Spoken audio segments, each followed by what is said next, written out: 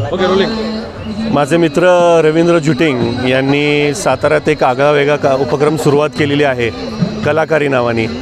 या वर्षीचं हे 3रं वर्ष आहे आणि संपूर्ण महाराष्ट्रभरातून वेगवेगळे कलाकार आलेले आहेत आणि आपापल्या पद्धतीच्या वेगवेगळ्या कला इथं बघायला मिळतात. अगदी स्कल्पचर्सपासून ड्रॉइंगपासून ते रांगोळी आर्ट असेल, हँडक्राफ्ट असेल, असे वेगवेगळे कलाकार आज इथं उपस्थित आहेत. म्हणजे आजच्या या सगळ्या या उपक्रमाला खरोखर एक वेगळं सौंदर्य सातारकरांना लाभलेलं आहे. खरं तर प्रत्येक सातारकरांनी याचा लाभ घ्यावा असं मला वाटतं. कारण का ह्या ज्या कला आहेत त्या फार आगळ्यावेगळ्या कला आहेत आणि प्रत्येक माणसाची एक वेगळी कला आज आपल्याला बघायला मिळते.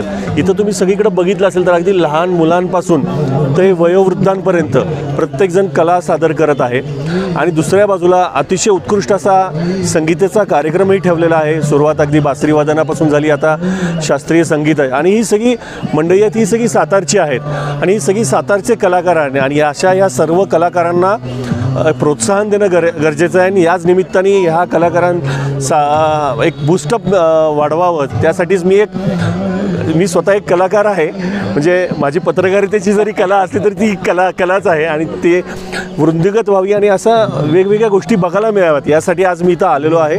आणि एक अतिशय नयनरम्य सुंदर परिसर आहे हा गुरुवार बागेचा.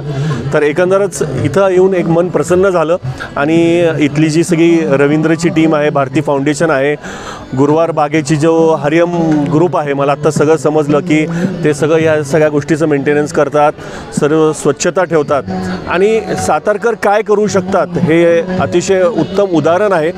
मी आवर्जून सांगेन की ही जी सगळी गोष्ट आहे, आज ही कलाकारी 3रं वर्ष आहे, हे असंच वृद्धिंगत व्हावं आणि महाराष्ट्रभरातील लोकांनी पुढच्या वर्षापासून इथं सहभाग घ्यावा, वेगवेगळ्या लोकांनी यावं आणि आपापली कला सादर करावी. हे एक मोठं व्यासपीठ तयार होऊ शकतं महाराष्ट्रामध्ये, असं आज या निमित्ताने मला वाटतं. मी पुन्हा एकदा या सर्व टीमला माझ्याकडून आणि लोकवृत्त परिवाराकडून हार्दिक शुभेच्छा व्यक्त करतो.